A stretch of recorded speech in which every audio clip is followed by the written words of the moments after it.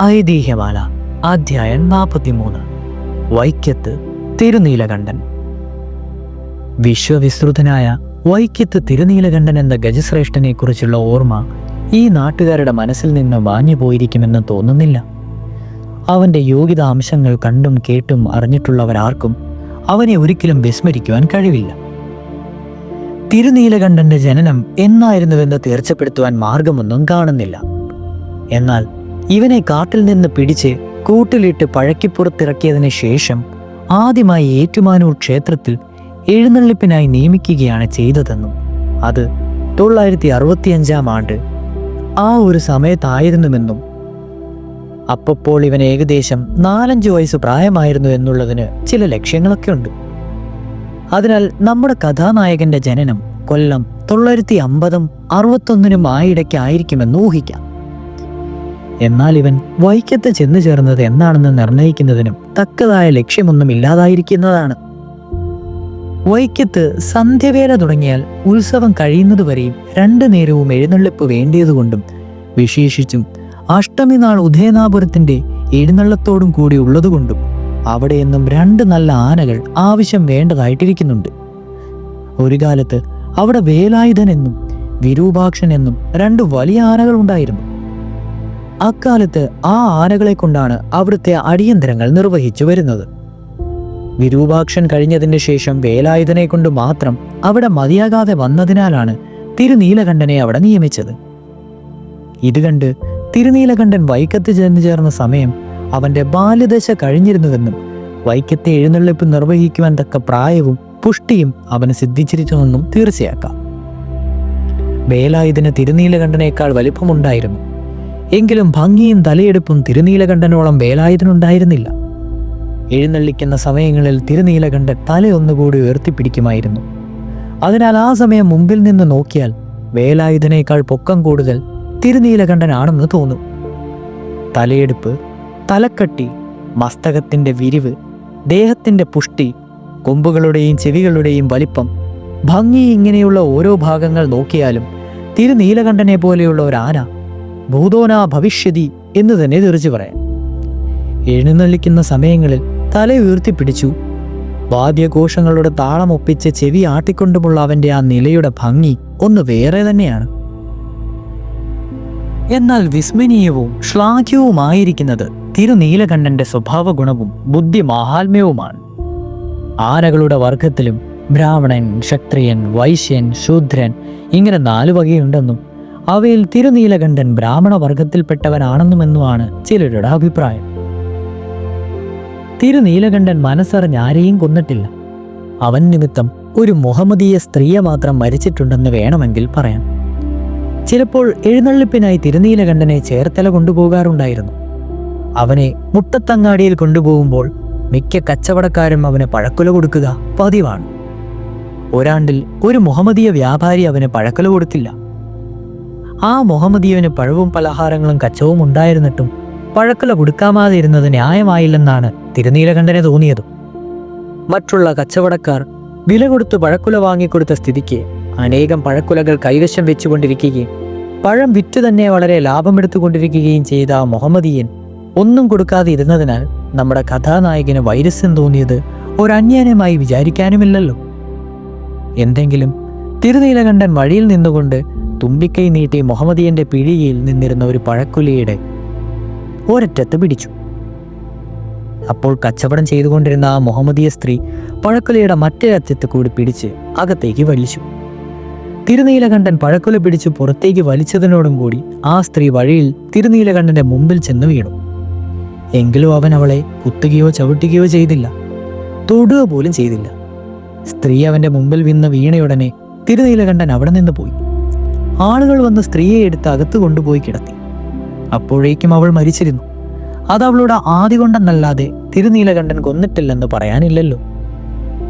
തിരുനീലകണ്ഠൻ വൈക്കത്ത് ചെന്ന കാലം മുതൽ അവസാനം വരെ അവന്റെ പ്രധാന പാപ്പാൻ മൂലയിൽ ഗോവിന്ദാചാരി എന്നൊരു നായരായിരുന്നു. അയാൾക്ക് തിരുനീലകണ്ഠനെക്കുറിച്ച് പുത്രനിർവേശമായ സ്നേഹവും വാത്സല്യവും ഉണ്ടായിരുന്നു. തിരുനീലകണ്ഠന് നേരത്തെ എന്തെങ്കിലും ഭക്ഷണം കൊടുക്കാതെ അയാൾ ജലപാനം പോലും കഴിക്കുക പതിവില്ല. വൈകുന്നേരവും അവന് വയറ് നിറയത്തക്കവണ്ണം തീറ്റയ്ക്ക് വക കരുതാതെ അയാൾ അത്താഴമുണ്ണാറുമില്ല. ഗോവിന്ദാശാർ പതിവായി അവനെ പുഴയിൽ കൊണ്ടുപോയി കുളിപ്പിച്ച് ക്ഷേത്രത്തിൽ കൊണ്ടുചെന്ന് തൊഴിയിച്ച് തീർത്ഥവും പ്രസാദവും ത്രിമധുരവും മറ്റും മേടിച്ച് കൊടുക്കുന്നത് കണ്ടാൽ ഇവൻ അയാളുടെ മകൻ തന്നെ ആയിരിക്കുമോ എന്ന് തോന്നിപ്പോവും.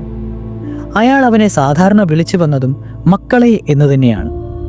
പിന്നെ അയാൾ തിരുനീലകണ്ഠന് ശംഖു എന്നൊരു ഓമന പേര് കൂടി ഇട്ടിട്ടുണ്ടായിരുന്നു. ചിലപ്പോൾ അയാൾ അതും വിളിക്കാറുണ്ടായിരുന്നു. അല്ലാതെ തിരുനീലകണ്ഠൻ എന്നുള്ള ശബ്ദം അയാൾ ഒരിക്കലും അവനെ വിളിക്കുവാനും പറയുവാനും ഉപയോഗിച്ചിരുന്നില്ല. തിരുനീലകണ്ഠൻ ഗോവിന്ദാശാരെ വിചാരിച്ചിരുന്നതും തൻ്റെ പിതാവിനെ പോലെ തന്നെയാണ്. അയാൾ ദൂരെ നിന്നുകൊണ്ട് മക്കളെ അല്ലെങ്കിൽ ശംഖു എന്ന് വിളിച്ചാൽ ഏറ്റവും ആദരവോടും ഭയഭക്തി സ്നേഹത്തോടും ബഹുമാനങ്ങളോടും കൂടി ഉറക്കെ വിളിയേറ്റുകൊണ്ട് അവൻ ഓടിച്ചെല്ലുന്നത് കണ്ടാൽ ഏവരും വിസ്മയിച്ചു പോകും. ഗോവിന്ദാശാർ തിരുനല്ലകണ്ഠനെ ഇപ്രകാരം വശംവദനാക്കി തീർത്തത് ചില മന്ത്രപ്രയോഗങ്ങൾ കൊണ്ടാണെന്ന് ചിലർ വിശ്വസിക്കുകയും പറയുകയും ചെയ്തിരുന്നു. വാസ്തവത്തിൽ അയാൾ സ്നേഹവാത്സല്യങ്ങളും പരിചരണാദികളും കൊണ്ടാണ് അവനെ സ്വാധീനപ്പെടുത്തിയത്. അയാൾക്കത് അനായാസേനെ സാധിച്ചത് അവൻ്റെ സ്വഭാവഗുണം കൊണ്ട് മാത്രമാണ്. ഗോവിന്ദാശാർ ഒരിക്കലും തിരുനീലകണ്ഠനെ അടിക്കുകയും മറ്റും ചെയ്ത് വേദനിപ്പിച്ചിട്ടില്ല. സകല കാര്യവും നല്ല വാക്ക് പറഞ്ഞു തന്നെയാണ് അയാൾ സാധിപ്പിച്ചിട്ടുള്ളത്. അടിക്കുന്നതിനും മറ്റും തിരുനീലകണ്ഠൻ ഒരിക്കലും കാരണവും ഉണ്ടാക്കിയിട്ടില്ല. അതിനൊന്നും കാരണമുണ്ടാവാനും മാർഗമില്ലായിരുന്നു. സാധാരണ ആനക്കാരന്മാരെ പോലെ ഗോവിന്ദാശാർ തിരുനീലകണ്ഠനെ കൊണ്ടുള്ള കള്ളത്തടി പിടിപ്പിക്കുകയും മറ്റും പതിവില്ല. എഴുന്നള്ളിപ്പുകൾക്ക് മാത്രമല്ലാതെ അയാൾ അവനെ ഉപയോഗപ്പെടുത്താറില്ല. അതിലേക്ക് വിശേഷിച്ചും വൈക്കത്ത് ക്ഷേത്രത്തിൽ വേണ്ടിവരുന്ന ബുദ്ധിമുട്ടും കഷ്ടപ്പാടുമെല്ലാം സഹിക്കുവാൻ തിരുനീലകണ്ഠൻ സദാ സന്നദ്ധനുമായിരുന്നു. ഗോവിന്ദാശാർ പറഞ്ഞാൽ പിന്നെ പറയാനൊന്നുമില്ല താനും. സാധാരണ ആനകളെ പോലെ തിരുനീലകണ്ഠനെ തളയ്ക്കുക പതിവില്ല. പകൽ സമയമെല്ലാം അവൻ വൈക്കത്ത് മതിൽക്കകത്ത് തന്നെയാണ് നിൽക്കുക. രാത്രികാലങ്ങളിൽ ഗോവിന്ദാശാരുടെ ഭാര്യ വീടിന് സമീപം എവിടെയെങ്കിലും അയാൾ തീറ്റി തയ്യാറാക്കി വെച്ചു കൊടുക്കുന്ന സ്ഥലത്ത് നിൽക്കുകയും തീറ്റി തിന്നു തീർന്നാൽ കിടന്നുറങ്ങുകയും ചെയ്തുകൊള്ളും. വളരെ വാഴയും തെങ്ങിൻ തൈയുമുള്ള പുരയിടങ്ങളിലായാലും തിരുനീലകണ്ഠൻ അവയിലൊന്നും നഷ്ടപ്പെടുത്തുക പതിവില്ല. ഉത്സവകാലത്ത്, വിശേഷിച്ചും അഷ്ടമ ദിവസം, സ്ത്രീകളും പുരുഷന്മാരും കുട്ടികളും വൃദ്ധന്മാരും മറ്റുമായി വൈക്കത്ത് മതിലകത്ത് ജനങ്ങൾ സദാ തിങ്ങി വിങ്ങി നിറഞ്ഞിരിക്കുമല്ലോ. ആ കൂട്ടത്തിൽ തിരുനീലകണ്ഠനും ഉണ്ടായിരിക്കും. അവനെ തളച്ചിരിക്കുകയില്ല. ആനക്കാരനും അവിടെ എങ്ങും ഉണ്ടായിരിക്കാറില്ല. എന്നാൽ അവൻ ഗോവിന്ദാശാർ ശേഖരിച്ചു കൊടുക്കുന്ന സാമാനങ്ങൾ തിന്നുകൊണ്ട് ഒരരികത്തങ്ങ് നിൽക്കും. അല്ലാതെ യാതൊരു പ്രകാരത്തിലുമുള്ള ഉപദ്രവവും പതിയില്ല. അവൻ്റെ ഈ സാധു സ്വഭാവം കണ്ടിട്ട് ചില രസികന്മാർ ഫലിതമായി തിരുനീലകണ്ഠനാകനാ കേസരിയാണെങ്കിലും വൈക്കത്ത് മതിലകത്ത് ചെന്നാൽ പട്ടിയാകും എന്ന് പറയാറുണ്ട്. വൈക്കത്ത് ക്ഷേത്രത്തിൽ മിക്ക ദിവസവും സദ്യയുണ്ടായിരിക്കുന്നത് സാധാരണമാണല്ലോ. സദ്യയുള്ള ദിവസങ്ങളിലെല്ലാം ഒരു ചെമ്പ്, അതായത് 3 പറ അരിയുടെ ചോറ് തിരുനീലകണ്ഠന് കൊടുക്കണമെന്നുള്ള ഏർപ്പാടുണ്ടായിരുന്നു. അത് അമ്പലവാസി സദ്യ കഴിയുമ്പോഴാണ് പതിവ്. അമ്പലവാസികൾ ഊണ് കഴിഞ്ഞ് ഊട്ടുപുരയിൽ നിന്ന് ഇറങ്ങിത്തുടങ്ങുമ്പോൾ ആരും പറയാതെ തന്നെ തിരുനീലകണ്ഠൻ അടുക്കളവാതിക്കൽ ഹാജരാകും. അപ്പോൾ ദേഹദണ്ഡക്കാർ വന്ന് ചോറും പായസവും പാത്രങ്ങളിലാക്കി പുറത്തേക്ക് വരും. ഗോവിന്ദാശാർ വന്ന് ഊട്ടി ഉരുട്ടി വായിൽ വെച്ച് കുടിക്കുകയും തിരുനീലകണ്ഠൻ മുറക്കി വാങ്ങി ഭക്ഷിക്കുകയും ചെയ്യും. ചിലപ്പോൾ ഗോവിന്ദാശാർ വരാതിരുന്നാൽ ദേഹണ്ടക്കാരിൽ പ്രധാനനായ വെങ്കിട്ടൻ എമ്പ്രാൻ എന്നയാളായിരുന്നു ചോറൂട്ടി കൊടുക്കുക പതിവ്. ആ എമ്പ്രാത്തിരിയും തിരുനീലകണ്ഠനും തമ്മിലും വലിയ സ്നേഹമായിരുന്നു. ചുരുക്കത്തിലുള്ള ചില സദ്യകൾ ഉണ്ടാക്കുവാൻ ചിലപ്പോൾ അമ്പലവാസി സദ്യ ഉണ്ടായില്ലെന്നും വരും. എങ്കിലും തിരുനീലകണ്ഠന് പതിവുള്ളത് കൊടുക്കാതിരിക്കാറില്ല. അമ്പലവാസ സദ്യയില്ലാതെ ദിവസങ്ങൾ അടുക്കളവാതിക്കൽ ഹാജരാകേണ്ടുന്ന സമയം നിശ്ചയമില്ലാതെ തിരുനീലകണ്ഠൻ ചിലപ്പോൾ സ്വല്പം താമസിച്ചു പോയെന്നു വരും. എന്നാൽ വെങ്കിട്ടൻ എമ്പ്രാൻ ചോറെടുത്ത് പുറത്തുകൊണ്ട് ശംഖു എന്ന് ഉറക്കെ വിളിക്കും. വിളി കേട്ടാൽ ഉടനെ അവനവിടെ എത്തുകയും ചോറ് വാങ്ങി ഭക്ഷിക്കുകയും ചെയ്യും. ഭക്ഷണം കഴിഞ്ഞാൽ ഉടനെ യഥാപൂർവം അവനവൻ്റെ സ്ഥാനത്ത് പോയി നിൽക്കുകയും ചെയ്യും. ആനക്കൊട്ടലിൻ്റെ വടക്കുവശത്ത് കിഴക്കോട്ട് മാറി ആ അരികിലാണ് അവൻ പകൽ സമയം നിൽക്കുക പതിവ്. ചില ദിവസം വല്ല കാരണത്താലും അവന് പതിവുള്ള ചോറ് മുഴുവൻ കിട്ടാതെ വന്നാൽ അടുക്കള വാതിക്കൽ നിന്ന് അവൻ പോവുകയേയില്ല. കുറച്ചു നേരം കൂടി അവിടെ നിന്നിട്ടും ചോറ് മുഴുവൻ കൊടുത്തില്ല എങ്കിൽ തഹസീൽദാർ ഇരിക്കുന്ന സ്ഥലത്ത് ചെന്ന് ഉറക്കെ ഒന്ന് ഗർജിക്കും. തിരുനീലകണ്ഠൻ ആവലാതിക്ക് ചെല്ലുമ്പോൾ തന്നെ തഹസീൽദാർമാർക്ക് കാര്യം മനസ്സിലാകും. അന്വേഷിക്കുമ്പോൾ ചോറ് മുഴുവൻ കൊടുത്തിട്ടില്ലായിരിക്കും. തഹസിൽദാരുടെ മുമ്പിൽ നിന്ന് അവൻ പോകണമെങ്കിൽ അവന് കൊടുപ്പാനുള്ള ചോറ് അല്ലെങ്കിൽ അതിനുള്ള ശരിയാകത്തക്കവണ്ണമുള്ള പഴം, ശർക്കര, നാളികേരം മുതലായ സാമാനങ്ങൾ ഏതെങ്കിലും കൊടുത്തു കഴിഞ്ഞാൽ വാങ്ങി ഭക്ഷിക്കുകയും സ്വസ്ഥാനത്ത് പോയി നിൽക്കുകയും ചെയ്തുകൊള്ളും. ഇതിനൊന്നും തിരുനീലകണ്ഠന് ആനക്കാരന്മാരുടെ സഹായം ആവശ്യമില്ലായിരുന്നു. എഴുന്നള്ളിക്കാറാകുമ്പോൾ ആനക്കാരന്മാരുടെ എവിടെയെങ്കിലും തിരുനീലകണ്ഠൻ സ്വയമേ കൊടിമരിച്ചു വിട്ടാൽ ഹാജരാവും. തലയിൽ കെട്ടിക്കുന്നതിന് ആരെയെങ്കിലും പുറത്തു കയറാം. അവൻ യാതൊരു ഉപദ്രവവും ചെയ്യുകയില്ല. എന്നാൽ മുൻവശത്തുകൂടി കയറുകയും ഇറങ്ങുകയും ഗോവിന്ദശാരും എഴുന്നള്ളിക്കുന്ന ആളും മാത്രമേ പാടുള്ളൂ എന്ന് അവന് നിർബന്ധമുണ്ട്. മറ്റാരായാലും അവൻ പിൻകാൽ പൊക്കിക്കൊടുക്കും. അതിലേക്ക് കയറുകയും ഇറങ്ങുകയും ചെയ്തു കൊള്ളണമെന്നാണ് അവന്റെ ചട്ടം. എഴുന്നള്ളിപ്പിന് ആനക്കാരില്ലെങ്കിലും കഴിച്ചുകൂട്ടുന്നതിനൊരു പ്രയാസവുമില്ല. ഇന്നിന്ന സ്ഥലങ്ങളിൽ നടക്കണം, ഇന്ന സ്ഥലത്ത് വേഗത്തിൽ നടക്കണം, ഇന്ന സ്ഥലത്ത് സാവധാനത്തിൽ നടക്കണം, നിൽക്കുന്നത് ഇത്ര നേരം വേണം, ഇത്ര മാതാത്സരങ്ങളിൽ ശീവേലിക്കും വിളക്കിനും ഇത്ര നേരം ഉണ്ടായിരുന്നു. ഈയുള്ള കാര്യങ്ങളെല്ലാം നീലകണ്ഠന് നല്ല നിശ്ചയമായിരുന്നു. ആനക്കാരുണ്ടായിരുന്നാൽ അവർ പറ്റുകേളി, വളരെ വിസ്തരിച്ചുള്ള നാഗസ്വര പ്രദക്ഷിണം, ചണ്ഡപ്രദക്ഷിണം എന്നിവയാകുമ്പോൾ തിരുനീലകണ്ഠന്റെ കാലുകളിന്മേൽ ചാരിയിരുന്ന് ഉറങ്ങുകയാണ് പതിവ്. എന്നാൽ നിൽക്കുന്ന നിലയിൽ നിന്ന് നടന്ന് തുടങ്ങാറാകുമ്പോൾ അവൻ പതുക്കെ തുമ്പിക്കൈ കൊണ്ടും മറ്റും അവരെ ഉണർത്തുകയല്ലാതെ ഉപദ്രവിക്കുക പതിവില്ല. സന്ധ്യാവേലകാലത്തും ഉത്സവകാലത്തും വിളക്കിന്റെ ഇരുണ്ട ചെണ്ട പ്രദക്ഷിണം വടക്കേ നടയിലെത്തുമ്പോൾ തിരുനീലകണ്ഠൻ അതിഗംഭീര ശബ്ദത്തിൽ കൂടി 1-2 ഗർജികയോ പതിവാണ്. അപ്പോൾ വലിയ കലവറയിൽ നിന്ന് 3-4 പഴക്കുല കൊണ്ടു ചെന്ന് അവന് കൊടുത്തേക്കണം. പിന്നെ എത്ര നേരം വേണമെങ്കിലും നിൽക്കുന്നതിന് അവന് യാതൊരു വിരോധവുമില്ല. അത് കൊടുത്തിട്ടില്ല എങ്കിൽ അവൻ ക്ഷണത്തിൽ നടന്ന് പ്രദക്ഷിണം തികച്ചിട്ട് കുടിമരച്ചുവട്ടിൽ ചെന്ന് മടക്കും. ഉടനെ ഇറങ്ങി എഴുന്നള്ളിച്ചിന് കൊള്ളണം. അങ്ങനെയാണ് അവന്റെ ഏർപ്പാട്. അവന്റെ ഹിതത്തിന് വിപരീതമായി ഗോവിന്ദശാരൊന്നും പറയാറില്ല. പറഞ്ഞാൽ കേൾക്കുമോ എന്ന് അയാൾ പരീക്ഷിച്ചിട്ടുമില്ല. ഗോവിന്ദാചാര്യ പറഞ്ഞാൽ തിരുനീലകണ്ഠൻ എന്തും ചെയ്യണമെന്നാണ് പരസമ്മതം. ആ മാനം പൊയ്പ്പഴിയെങ്കിലോ എന്ന് വിചാരിച്ചുകൂടി ആയിരിക്കാം അത് പരീക്ഷിച്ച് നോക്കാതെ ഇരുന്നിട്ടുള്ളത്. തിരുനീലകണ്ഠന്റെ ഈ സ്വഭാവം എല്ലാവർക്കും അറിയാവുന്നതുകൊണ്ട് അവന്റെ ഗർജനം കേട്ടാലുടനെ പഴക്കുല കൊണ്ടുചെന്ന് കൊടുക്കാതെ ഇരിക്കാറില്ല. ചില തഹസീൽദാരുടെ സ്വഭാവ വ്യത്യാസം നിമിത്തം 1-2 പ്രാവശ്യമേ തിരുനീലകണ്ഠന്റെ ഗർജനം കേട്ടിട്ട് പഴക്കുല കൊടുക്കാതെ ഇരുന്നിട്ടുള്ളൂ. അന്നൊക്കെ അവൻ മേൽപ്രകാരം വിളക്ക് ക്ഷണത്തിൽ കഴിച്ചു കൂട്ടുകയും ചെയ്യും. തിരുനീലകണ്ഠന്റെ ഓർമ്മശക്തിയും വിസ്മയിക്കത്തക്കത് തന്നെയായിരുന്നു. ഒരിക്കൽ അവനെ ഏറ്റുമാരൂർ ആറാട്ടിന് എഴുന്നള്ളിക്കുവാൻ കൊണ്ടുപോയി. എഴുന്നള്ളിച്ച് വടക്കേ നടയിലായപ്പോൾ ചുറ്റമ്പലത്തിൽ നിന്ന് പുറത്തേക്ക് അടിയിൽ കൂടിയുള്ള ഓകിന്റെ മീതിയിട്ടിരുന്ന തള്ളക്കന്നിന്മേൽ അവൻ ചവിട്ടുകയും കല്ല് കീഴോട്ട് പോയി താണുപോവുകയും ചെയ്തു. തിരുനീലകണ്ഠൻ അവന്റെ സാമർഥ്യം കൊണ്ട് കാൽ ആ കുഴിയിൽ അകപ്പെടാതെ ക്ഷണത്തിൽ അവിടെ കടന്നു കളഞ്ഞു. പിന്നെയും ആണ്ടുതോറും അവനെ ഏറ്റുമാരൂർ ആറാട്ടിന് എഴുന്നള്ളിക്കുവാൻ കൊണ്ടുപോകുവാറുണ്ടായിരുന്നു. എന്നാൽ അവൻ വടക്കേ നടയിൽ ആ ഓകിന്റെ ചൊവ്വിനാകുമ്പോൾ ആ തളക്കിന്മേൽ ചവിട്ടിക്കാൽ അകത്തി വെക്കുക പതിവായിരുന്നു. വളരെ കാലം കഴിഞ്ഞിട്ടും ഒരിക്കൽ അവൻ അബദ്ധം പറ്റുവാൻ ഭാവിച്ച ആ സംഗതി അവൻ മറന്നിട്ടേയില്ല. തിരുനീലകണ്ഠന് നമ്മുടെ ഇപ്പോഴത്തെ ഗംഗാധരൻ എന്നും മറ്റും പോലുള്ള കൂട്ടാനക്കത്തുകുതിയുള്ള സുസോഭങ്ങളൊന്നും ഉണ്ടായിരുന്നില്ല. എന്നു മാത്രമല്ല അവന് സ്വജാതി സ്നേഹവും ധാരാളം ഉണ്ടായിരുന്നു. ചില കുട്ടിയാനകൾ തിന്നാനൊന്നുമില്ലാതെ വിശന്നു നിൽക്കുന്നത് കണ്ടാൽ അവനവൻ്റെ തീറ്റ സാമാനങ്ങളിൽ നിന്ന് കുറേശ്ശെ എടുത്ത് അവയുടെ മുമ്പിലേക്ക് മാറ്റിയിട്ട് കൊടുക്കുക പതിവാണ്. എന്നാൽ കൂട്ടാനയെ കുത്തുന്ന ആനകളോട് അവന് വളരെ വിരോധവുമാണ്. വേലായുധൻ കഴിഞ്ഞതിന് ശേഷം ഒരഷ്ടമി എഴുന്നള്ളിപ്പിന് ചങ്ങനാശ്ശേരി ലക്ഷ്മീപുരത്ത് കൊട്ടാരം വക ഒരാനയെ വൈക്കത്ത് വരുത്തിയിരുന്നു. ആ ആനയും വളരെ നല്ലതായിരുന്നു. പക്ഷെ കൂട്ടാനയെ കുത്തുകയെന്നുള്ള ദുസ്വഭാവം കൊണ്ട് അവനെ എഴുന്നള്ളത്തിന് കൊണ്ടുപോകാൻ എല്ലാവർക്കും വളരെ ഭയമായിരുന്നു. വൈക്കത്ത് അക്കൊല്ലം വേറെ നല്ല ആനയെ കിട്ടായി കൊണ്ട് മാത്രം അവനെ വരുത്തിയതാണ്. അഷ്ടമി ദിവസം വൈക്കത്തപ്പനെയും ഉദയനാപുരത്തപ്പനെയും എഴുന്നള്ളിപ്പിക്കുന്നതിന് 2 നല്ല ആനകളില്ലാതെ നിവൃത്തിയില്ലല്ലോ. ലക്ഷ്മീപുരത്ത് കൊട്ടാരത്തിലെ ആനയെ വരുത്തിയ കാലം അഷ്ടമിക്ക് കൊട്ടാരം വക ആനപ്പുറത്ത് വൈക്കത്തപ്പനെയും തിരുനീലകണ്ഠന്റെ പുറത്ത് ഉദയനാപുരത്തപ്പനെയുമാണ് എഴുന്നള്ളിപ്പിച്ചിരുന്നത്. ഉദയനാപുരത്തപ്പന്റെ എഴുന്നള്ളത്ത് വടക്കേ ഗോപുരത്തിനകത്ത് കടന്ന് കിഴക്കോട്ട് തിരിഞ്ഞപ്പോൾ വൈക്കത്തപ്പനെ വഹിച്ചുകൊണ്ട് കൊട്ടാരം വക ആന കിഴക്കേ ആനക്കൊട്ടലിൽ പടിഞ്ഞാറ് തിരിഞ്ഞ് നിൽക്കണമെന്നുണ്ടായിരുന്നു. തിരുനീലകണ്ഠൻ തലയുയർത്തിപ്പിടിച്ച് ചെവിയുമാട്ടി മന്ദം ആടിക്കുഴഞ്ഞങ്ങനെ വരുന്നത് കണ്ടിട്ടും കൊട്ടാരം വക ആനയ്ക്കൊട്ടും രസിച്ചില്ല. നമ്മുടെ കഥാനായകനെ നേരിട്ട് കണ്ടപ്പോഴേക്കും മറ്റേ ആന ചെവി വട്ടം പിടിക്കുകയും വാലുയർത്തിപ്പിടിക്കുകയും ചെയ്തു. എന്നിട്ട് മുൻപോട്ട് നടന്നു തുടങ്ങി. ആനക്കാരന്മാർ തോട്ടിയിട്ട് പിടിക്കുകയും കുന്തം കൊണ്ട് കുത്തുകയും മറ്റും ചെയ്തിട്ടും അവൻ നിന്നില്ല. ആ ആന ആനക്കാട്ടിലിന് പുറത്തായപ്പോഴേക്കും വൈക്കത്ത് മതിൽക്കകത്തുണ്ടായ ഭൂകമ്പം ഇന്നപ്രകമാരെന്ന് പറയുവാൻ പ്രയാസമാണ്. വാദ്യക്കാർ, തീവെട്ടിക്കാർ മുതലായവർ പോലും പ്രാണഭീതിയോടുകൂടി നാലുപുറത്തേക്കും ഓടി. ഇതൊക്കെയായിട്ടും നമ്മുടെ തിരുനീലകണ്ഠനും ഗോവിന്ദാശാർക്കും ഒരിളക്കവും ഉണ്ടായില്ല.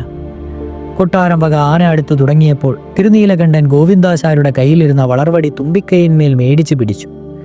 കൊട്ടാരം വക ആന തിരുനീലകണ്ഠന്റെ കുത്താനായി പാഞ്ഞു ചെന്ന സമയം തിരുനീലകണ്ഠൻ സ്ഥാനം നോക്കി ആ വടി കൊണ്ട് ഒരടി കൊടുത്തു. അടികൊണ്ട് ഉടനെ കൊട്ടാരം വക ആന ഉറക്കെ നിലവിളിച്ചുകൊണ്ട് ഓടിച്ചെന്ന് ബലിക്കൽപുരയിൽ കയറി പേടിച്ച് വിറച്ചുകൊണ്ട് നിന്നു. ആനക്കാരന്മാർ പഠിച്ച വിദ്യകളെല്ലാം നോക്കിയിട്ടും ആ ആനയെ അപ്പോൾ അവിടെ നിന്ന് ഇറക്കിക്കൊണ്ടുപോകുവാൻ കഴിഞ്ഞില്ല. വൈക്കത്തപ്പനെയും ഉദയനാപുരത്തപ്പനെയും കൂടി ഒരുമിച്ച് ആനക്കൊട്ടിലിൽ എഴുന്നള്ളിപ്പിച്ചതിട്ട് വേണമല്ലോ കാണിക്കെടുക്കുക. അതിനാൽ വേറൊരാനയെ കൊണ്ട് ചെന്ന് കൊട്ടാരംബക ആനയുടെ പുറത്തു നിന്ന് വൈക്കത്തപ്പനെ ആ ആനയുടെ പുറത്തു നിന്ന് മാറ്റി എഴുന്നള്ളിച്ച് കിഴക്കേ ആനക്കൊട്ടിലിൽ ഉദയപുരത്തപ്പനോടും കൂടി നിർത്തി കങ്ങണിക്ക് ഇടുക, അത് ചെയ്യുവാൻ അവർ പരീക്ഷിച്ചു. അങ്ങനെ പടിഞ്ഞാറേ നടയിലാവുകയും ചെയ്തതിനു ശേഷം കൊട്ടാരംബക ആനയെ ബലിക്കൽപുരയിൽ നിന്നിറക്കി തലയിൽ കെട്ടഴിച്ചെടുത്ത് കൊണ്ടുപോയി തളച്ചു. അതിൽ പിന്നെ കൊട്ടാരംബക ആന കൂട്ടാനയ്ക്ക് കുത്തുക ഒരിക്കലും ഉണ്ടായിട്ടില്ല.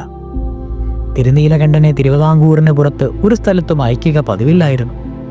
തൃപ്പൂണിത്തറയിൽ സത്സവം, തൃശ്ശൂർ പേരൂർ പൂരം, ആറാട്ടുപുഴ പൂരം മുതലായ അടിയന്തരങ്ങൾക്ക് എഴുന്നള്ളിപ്പിനായി തിരുനീലകണ്ഠനെ കൊണ്ടുപോകുന്നതിന് പലരും വരികയും വളരെ നിർബന്ധിക്കുകയും കൂലി എന്തു വേണമെങ്കിലും കൊടുക്കാമെന്ന് പറയുകയും മറ്റും പല പ്രാവശ്യവുമായിട്ടുണ്ട്.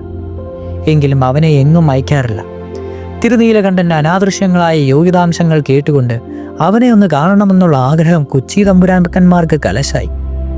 അങ്ങനെയായി തീരുകയാൽ നമ്മുടെ ആയില്യം തിരുനാൾ തിരുമനസിലെ കാലത്ത് അവിടുത്തെ പേർക്ക് അന്നത്തെ കൊച്ചി വലിയ തമ്പുരാൻ തിരുമനസ്സുകൊണ്ട് തൃപ്പൂണിത്തറ ക്ഷേത്രത്തിൽ ഒരു കളഭവും വിളക്കും നിശ്ചയിച്ചിരിക്കുന്നുവെന്നും അതിൻ്റെ എഴുന്നള്ളിപ്പിന് തിരുനീലകണ്ഠനെ അയക്കുന്നതിന് അനുവാദമുണ്ടായിരിക്കണമെന്നും നേരിട്ടൊരു സ്വകാര്യ തയ്ക്കുകയും അതിൻ പ്രകാരം കൽപ്പിച്ചനുവദിച്ച് കൽപ്പന പ്രകാരം എഴുതി വരികയും ചെയ്തിരുന്നതിനാൽ ഒരിക്കൽ അവനെ തൃപ്പൂണിത്തറ അയക്കുകയുണ്ടായിട്ടുണ്ട്. ആ എഴുന്നള്ളിപ്പ് കഴിഞ്ഞ് തിരികെ വൈക്കത്ത് കൊണ്ടുവന്നപ്പോഴേക്കും തിരുനീലകണ്ഠൻ വളരെ ക്ഷീണിക്കുകയും പഴം കൊടുത്താൽ പോലും തിന്നാതിരിക്കുകയും വെള്ളം കുടിക്കാതിരിക്കുകയും ആവുകയും എണീറ്റ് നടക്കുവാൻ പോലും ശക്തനല്ലാതെ കിടപ്പാവുകയും അവൻ്റെ ദേഹത്തെല്ലാം കഴജിക്കുരി മുഴപ്പിൽ ഒരുമാതിരി പൊളയുണ്ടാവുകയും ചെയ്തു. പിന്നെ വേലൻ പ്രവൃത്തി, വറതിരുമുക മുതലായ മന്ത്രവാദങ്ങളും അനേകം ചികിത്സകളും മറ്റും ചെയ്തതിൻ്റെ ശേഷമാണ് അവന് സുഖമായത്. ഈ ആപത്തുണ്ടായത് കരിങ്കണ്ണന്മാരായ ആരുടെയോ നാവിൻ ദോഷം നിമിത്തമാണെന്നുള്ളത് വിശേഷിച്ച് പറയേണ്ടതില്ലല്ലോ. ഇത് കഴിഞ്ഞതിൽ പിന്നെ അവനെ ഈ രാജ്യത്തിന് പുറത്ത് ഒരു സ്ഥലത്തും അയച്ചിട്ടില്ല. ഒരാണ്ടിൽ കുംഭമാസത്ത് അഷ്ടമിക്ക് കിഴക്കോട്ട് എഴുന്നള്ളിച്ചു പോയ സമയം മാർഗമധ്യയെ ഒരു സ്ഥലത്ത് വെച്ച് തലയിൽ കെട്ടിലെ ഒരു സ്വർണ്ണ കുമിളച്ചിലെ കുത്തുകൾ വിട്ടുപോവുകയാൽ തൂങ്ങിക്കിടക്കുന്നതായി കണ്ട് ഗോവിന്ദാശാർ അത് പറിച്ചെടുക്കുവാനായി ഭാവിച്ചു. സർക്കാർ വർഗ ഉരുപ്പടി എല്ലായിടത്തും പൊഴിഞ്ഞു പോയാൽ വഴക്കായി തീരുമല്ലോ എന്നും അതിനിടയാവാതെ അത് പറിച്ചെടുത്ത് ദേവസ്വക്കാരെ ഏൽപ്പിച്ചേക്കാമെന്നും മാത്രമേ ഗോവിന്ദാശാര് വിചാരിച്ചിട്ടുള്ളൂ. താൻ തലയിൽ കെട്ടിൽ തൊടുമ്പോൾ എഴുന്നള്ളിക്കപ്പെട്ടിരുന്ന ബിംബവും എഴുന്നള്ളിച്ചിരിക്കുന്ന ആളുകളും ശുദ്ധം മാറുമെന്നുള്ള വിചാരം അയാൾക്കുണ്ടായില്ല. എന്നാൽ തിരുനീലകണ്ഠനെ താൻ വഹിക്കുന്ന ബിംബവും മറ്റും ശുദ്ധം മാറ്റരുതെന്നുള്ള വിചാരം നല്ലതുപോലെ ഉണ്ടായിരുന്നതിനാൽ അവൻ അതിന് സമ്മതിച്ചില്ല. കുമിള പറിച്ചെടുക്കുവാനായി ഗോവിന്ദാശാർ കൈപൊക്കിയപ്പോൾ തിരുനീലകണ്ഠൻ അവൻ്റെ കടക്കൊമ്പ് കൊണ്ട് പതുക്കി ഒരു തട്ട് കൊടുത്തു. തിരുനീലകണ്ഠനെ തട്ട് വളരെ പതുക്കുകയും ദയോടും കൂടിയേ ആയിരുന്നുവെങ്കിലും ഗോവിന്ദാശാർക്ക് അത് കണക്കിന് പറ്റി. അയ്യോ മക്കളെ ചതിച്ചടോ എന്നുള്ള നിലവിളിയോടും കൂടി അയാൾ തൽക്ഷണം നിലത്ത് തതിച്ചു. അപ്പോഴേക്കും തിരുനീലകണ്ഠൻ വളരെ വല്ലാതെയായി. അവൻ പശ്ചാത്താപത്തോടുകൂടി കണ്ണീരൊഴുക്കുകയും ചില ദീനസ്വരങ്ങൾ പുറപ്പെടുപ്പിക്കുകയും ചെയ്തുകൊണ്ട് അവിടെ തന്നെ നിന്നു. അവനെ അവിടെ നിന്ന് മാറ്റി കിഴക്കോട്ട് എഴുന്നള്ളിച്ച് കൊണ്ടുപോകുന്നതിന് മറ്റുള്ള ആനക്കാരന്മാരെല്ലാം പഠിച്ച വിദ്യകളും എടുത്തിട്ടും സാധിച്ചില്ല. 2-3 നാഴിക കഴിഞ്ഞപ്പോൾ ഗോവിന്ദാശാർക്ക് ബോധം വീഴുകയാൽ അയാൾ പതുക്കെ എണീറ്റിരുന്നു. അപ്പോൾ തൻ്റെ പ്രിയപ്പെട്ട വളർത്തുപുത്രനായ ശംഖു ഭീഷണനായി നിൽക്കുന്നത് കണ്ട അയാൾ, ഇല്ല മക്കളെ, സാരമില്ല, എനിക്കൊന്നും പറ്റിയില്ല, എൻ്റെ മക്കൾ പൊയ്ക്കോ, വൈക്കത്തപ്പൻ്റെ എഴുന്നള്ളത്തിന് താമസം വരുത്തരുത് എന്ന് പറഞ്ഞു. ഇത്രയും കേട്ടതിന് ശേഷം തിരുനീലകണ്ഠൻ കിഴക്കോട്ട് നടന്നു തുടങ്ങി. കണ്ണുനീരൊലിപ്പിച്ചുകൊണ്ട് അവൻ പോയ പോക്ക് കണ്ടാൽ മനസ്സോടുകൂടി പോകുന്നില്ലെന്നും ഗോവിന്ദശാരെ വിട്ടുപോകുന്നത് അവനൊട്ടും മനസ്സില്ലെന്നും വൈക്കത്തപ്പൻ്റെ അടിയന്തരത്തിന് വീഴ്ച വരുതരുതല്ലോ എന്ന് മാത്രം വിചാരിച്ച് പോകുന്നതാണെന്നും ആർക്കും മനസ്സിലാകുമായിരുന്നു. കിഴക്കോട്ട് എഴുന്നള്ളിച്ചു പോയതിൻ്റെ ശേഷം ഗോവിന്ദശാരെ ചിലരെല്ലാവരും കൂടി എടുത്ത് അയാളുടെ ഭാര്യഗൃഹത്തിൽ കൊണ്ടുപോയി കിടത്തി. എഴുന്നള്ളിപ്പ് കഴിഞ്ഞ് തലയിൽ കെട്ട് അഴിച്ചുവിട്ട മാത്രയിൽ തിരുനീലകണ്ഠനും ആ വീടിൻ്റെ മുറ്റത്തെത്തി. പിന്നെ ഗോവിന്ദാശാർക്ക് സുഖമാകുന്നതുവരെ അവൻ മിക്ക സമയവും അവിടെ തന്നെയാണ് താമസിച്ചിരുന്നത്. മതിൽക്കകത്ത് പോയിട്ട് വേണ്ടുന്ന കാര്യങ്ങൾ മാത്രമേ അവൻ അവിടം വിട്ട് പോകാറുണ്ടായിരുന്നുള്ളൂ. ഗോവിന്ദാശാർക്ക് സുഖമായതിന് 2-3 മാസം വേണ്ടി വന്നു. അത്രയും കാലം തിരുനീലകണ്ഠൻ സാമാന്യം പോലെ തീറ്റി തിന്നുകയും ചെയ്തിരുന്നില്ല. ഇപ്രകാരം ഒരബദ്ധം തിരുനീലകണ്ഠന് മുമ്പും അതിൽ പിന്നെയും പറ്റിയിട്ടുമില്ല. 1061 ആണ്ട് കർക്കടക സംക്രാന്തിക്ക് പതിവുള്ള ശീവേലി കഴിഞ്ഞതിന് ശേഷം തിരുനീലകണ്ഠനെ വൈക്കത്തിൻ്റെ തെക്കേക്കരയായ തോട്ടക്കകത്തോളം കൊണ്ടുപോകേണ്ടതായി വന്നു. എന്തോ അസൗകര്യം നിമിത്തം ഗോവിന്ദാശാർക്ക് കൂടെ പോകുന്നതിന് തരപ്പെട്ടില്ല. അയാളുടെ അസിസ്റ്റൻ്റായ ഒരു ശങ്കുരാനാണ് തിരുനീലകണ്ഠനെ കൊണ്ടുപോയത്. വലിയനാപുഴയാറ്റിൽ അന്ന് കഠിനമായ ഒരു ഒഴുക്കുണ്ടായിരുന്നു. ഗോവിന്ദാശാരിയായിരുന്നുവെങ്കിൽ തിരുനീലകണ്ഠനെ ആ സമയം ആറ്റിൽ ഇറക്കുകയുമില്ലായിരുന്നു. ശങ്കുഷാർ അവനെ ആറ്റിൽ നീന്തി ചക്കര കയറ്റി. അന്ന് തന്നെ അയാൾ അവനെ വടക്കേക്കരയിൽ നീന്തിച്ച് കയറ്റി. ഇങ്ങോട്ടായപ്പോഴേക്കും തിരുനീലകണ്ഠൻ വളരെ വിഷമിച്ചു. 1-2 പ്രാവശ്യം ഒഴുകിപ്പോകുവാൻ തുടങ്ങി. എങ്കിലും അവൻ ഒരുവിധം കരയ്ക്ക് കയറിയെന്നേ പറയുവാനുള്ളൂ. അപ്പോഴേക്കും നമ്മുടെ കഥാനായകൻ വളരെ അവശനായി. തിരുനീലകണ്ഠൻ വടക്കേക്കര കയറിയപ്പോഴേക്കും ഗോവിന്ദാശാരും അവിടെ എത്തി.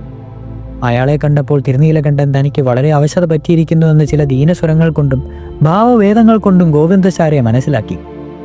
കുറച്ച് നടന്നപ്പോഴേക്കും നടക്കുവാൻ പാടില്ലെന്ന് തിരുനീലകണ്ഠൻ തുടങ്ങി. അത് കണ്ട് ഗോവിന്ദാശാർ എൻ്റെ മക്കൾക്ക് നടക്കുവാൻ വയ്യാതെയായോ, എൻ്റെ മകൻ എന്തു പിണഞ്ഞു എന്ന് ചോദിച്ചുകൊണ്ട് കരഞ്ഞു തുടങ്ങി. അത് കണ്ട് തിരുനീലകണ്ഠനും കണ്ണുനീർ പൊഴിച്ചുകൊണ്ട് നടക്കാൻ വയ്യെങ്കിൽ എൻ്റെ മക്കൾ ഇനി നടക്കേണ്ട എന്ന് പറഞ്ഞ് ഗോവിന്ദാശാർ അവനെ അവിടെ അടുത്തുള്ള ഒരു പുരയിടത്തിലേക്ക് കയറ്റി. ആ പുരയിടം വഴിയേക്കാൾ സ്വല്പം ഉയർന്നതായിരുന്നതിനാൽ അങ്ങോട്ട് കയറുന്നതിന് തന്നെ തിരുനീലകണ്ഠൻ വളരെ പ്രയാസപ്പെട്ടു. അവിടെ നിന്നിരുന്ന ഒരു തെങ്ങിന്മേൽ പിടിച്ചാണ് അവൻ കയറിയത്. ഗോവിന്ദാശാർ അവന് കുറേ തേങ്ങോലയും കൈതയും കൊണ്ട് ചെന്ന് കൊടുത്തു. അവനൊന്നും തിന്നില്ല. പിന്നെ അയാൾ ഒരു കുല പഴവും മേടിച്ചു കൊടുത്തു. അത് തിന്നുന്നതിന് നമ്മുടെ കഥാനായകൻ ശക്തനായില്ല. ഓരോ പഴമായിട്ട് വായിൽ വെച്ച് കൊടുത്തിട്ടും ഇറക്കുന്നതിന് വയ്യായിരുന്നു. തിരുനീലകണ്ഠൻ പഴം പോലെ തിന്നാതിരിക്കുകയും വായിൽ വെച്ച് കൊടുത്ത പഴമെല്ലാം താഴെ വീഴുകയും ചെയ്യുന്നത് കണ്ട് ഗോവിന്ദാശാർ മാറത്തടിച്ച് ഉറക്കെ കരഞ്ഞു തുടങ്ങി. അത് കണ്ട് തിരുനീലകണ്ഠനെ കണ്ണുനീരൊലിപ്പിച്ച് കൂടെ ദീനസ്വരത്തിൽ കരയുകയും തുമ്പിക്കൈ നീട്ടി ഗോവിന്ദാശാരെ കൂടെ കൂടെ തൊടുകയും മണപ്പിക്കുകയും ചെയ്തുകൊണ്ടേയിരുന്നു. രാത്രിയായപ്പോൾ അവൻ കിടന്നു. ഗോവിന്ദാശാർ ജലപാനം പോലും കഴിക്കാതെ രാത്രി മുഴുവൻ ഉറക്കമഴിച്ച് അവൻ്റെ തൊട്ടു തലോടിക്കൊണ്ട് അടുക്കൽ തന്നെ ഇരുന്നു. നേരം വെളുത്തപ്പോഴേക്കും നമ്മുടെ കഥാനായകൻ കഥാവിശേഷനായി തീരുകയും ചെയ്തു.